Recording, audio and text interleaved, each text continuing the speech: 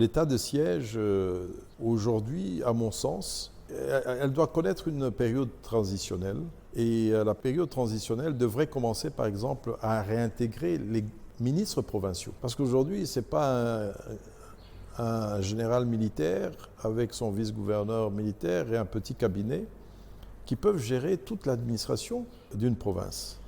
Il y a des dossiers qui les dépassent et qui leur donnent peut-être plus le temps de pouvoir gérer les opérations pour lesquelles ils sont là.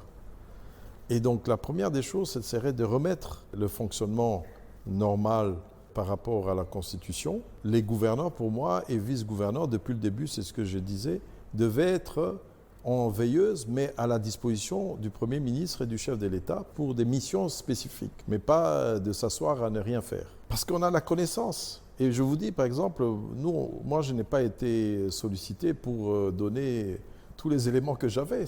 Et moi, ces éléments, je ne peux pas les donner non plus à n'importe qui. Je ne les ai pas laissés à l'huissier de mon bureau. Il y avait des choses peut-être que même mon vice-gouverneur n'avait pas, et que mes conseillers, mes ministres même de l'Intérieur n'avaient pas, et d'autres que même certaines autres autorités sécuritaires n'avaient pas.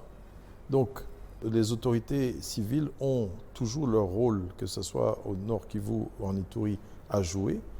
Et nous devons avoir cette période transitionnelle pour revenir après avec une mission bien spécifique qui doit être donnée à l'état de siège, parce que la mission doit être définie dans le temps et avec les moyens et avec une programmation d'exécution et de désengagement.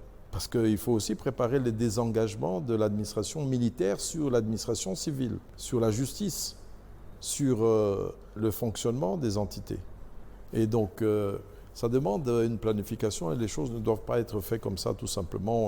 On donne une prérogative et puis les gouvernants militaires doivent se débrouiller avec ça. Mais finalement, s'ils n'ont pas tous les outils, ils ne vont pas arriver à des résultats qu'on attend. Mais nous continuons à soutenir que les actions doivent être faites. Il faut un accompagnement.